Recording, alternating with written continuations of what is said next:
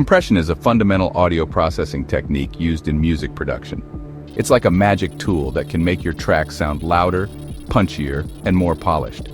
Compression evens out the dynamic range of audio signals. This means it reduces the difference between the loudest and quietest parts. Imagine you are listening to a song with a quiet verse and a loud chorus. Without compression, the chorus might be too loud, while the verse could get lost in the mix. Compression helps to balance this out, making both parts sound clear and well-defined. Think of compression as a gentle giant that tames the dynamics of your audio. It can make a huge difference in the overall sound of your mixes. This is why understanding compression is crucial for any aspiring music producer or audio enthusiast. In this essay, we'll dive deep into the world of compression, exploring its inner workings, different types, and practical application in a step-by-step manner. Whether you're a complete beginner or have some experience under your belt, this guide will equip you with the knowledge to confidently use compression in your DAW and take your mixes to the next level.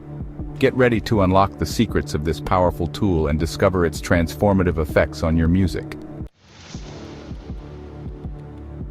Before we jump into the practical aspects, let's break down the basic concepts of compression. At its core, a compressor acts like an automatic volume control.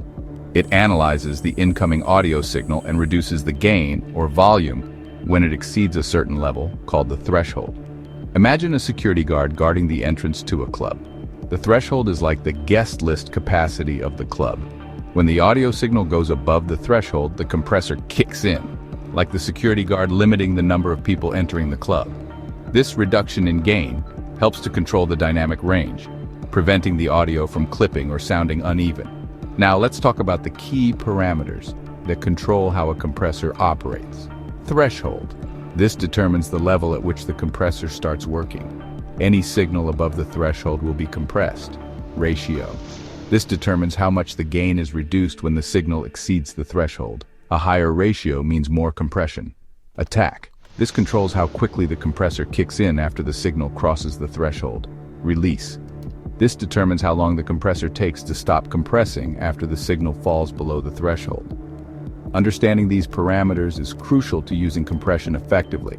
By adjusting these settings, you can shape the dynamics of your audio and achieve a wide range of sonic results. Just like there are different types of guitars for different genres, there are various types of compressors, each with its own unique character and sound. Let's explore some of the most common ones. VCA compressors. Known for their fast and accurate response, VCA compressors are like the precise surgeons of the compression world. They're great for clean, transparent compression, making them suitable for a wide range of instruments and vocals. FET compressors. If VCA compressors are surgeons, FET compressors are the rock stars. They add a bit of color and character to the sound, often described as punchy or aggressive. They're excellent for drums, guitars, and vocals that need an extra edge. Optical compressors. These compressors use light-sensitive components to control the gain reduction. They tend to have a smoother and more musical compression characteristic, making them well-suited for vocals, bass, and acoustic instruments. Tube compressors. These compressors use vacuum tubes to add warmth and harmonic richness to the audio. They're known for their vintage sound, and are often used on vocals, drums, and master buses. Each type of compressor has its own strengths and weaknesses. Experimenting with different types is key to finding the right one for your specific needs and musical style. Now that we've covered the basics, let's dive into the practical side of things. Setting up a compressor in your DAW is a straightforward process. Here's a step-by-step guide. Insert the compressor. Most DAWs allow you to insert plugins directly onto individual tracks or the master bus. Locate your compressor plugin and insert it on the desired track. Set the threshold. Start by setting the threshold to a level where you want the compression to begin. You can use your ears or a gain reduction meter to guide you. Aim for a reduction of around 3 to 6 decibels on the loudest peaks. Adjust the ratio. Experiment with different ratios to achieve the desired amount of compression. Start with a lower ratio and gradually increase it until you find the sweet spot. Fine-tune the attack and release. Adjust the attack and release settings to control the timing of the compression. A fast attack will catch transients quickly, while a slower attack will let them through. The release determines how long the compressor takes to return to its normal level. Listen and adjust. The most important step is to listen carefully to the results and make adjustments as needed. Every audio signal is unique, so there's no one-size-fits-all approach to compression. Trust your ears and experiment until you achieve the desired sound. Remember, these are just starting points. The best way to learn how to use compression effectively is to experiment and listen critically to the results. Section 5. Common compression pitfalls and how to avoid them. While compression is a powerful tool, it's easy to misuse it and end up with undesirable results. Here are some common mistakes to avoid. 1. Overcompression. One of the most common mistakes is overcompressing a signal, resulting in a lifeless and squashed sound. Avoid setting the ratio too high or the threshold too low. 2. Ignoring the attack and release. The attack and release settings are just as important as the ratio and threshold. Ignoring them can lead to unnatural sounding transients or pumping artifacts. 3. Using the wrong compressor type. Different compressors have different characteristics. Using the wrong type for the job can result in a sound that doesn't fit the mix. 4. Not monitoring gain reduction. Always keep an eye on the gain reduction meter to ensure you're not compressing the signal too much. Aim for a moderate amount of gain reduction. 5. Not using your ears. The most important tool in audio production is your ears. Don't rely solely on visual feedback or presets. Always listen critically to the results and make adjustments based on what you hear. By being aware of these common pitfalls and following the best practices outlined earlier, you can avoid these mistakes and use compression effectively in your mixes.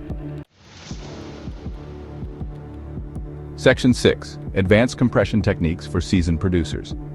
Once you've mastered the basics of compression, you can start exploring more advanced techniques. Here are a few tips to take your compression skills to the next level. 1. Parallel compression. This technique involves blending a heavily compressed signal with the original uncompressed signal. It's a great way to add subtle warmth and punch without sacrificing dynamics. 2. Sidechain compression. This technique uses the signal from one track to trigger the compressor on another track. It's commonly used to create a pumping effect or to make space for a specific element in the mix. 3. Multi-band compression. This type of compressor divides the audio signal into multiple frequency bands and compresses each band independently.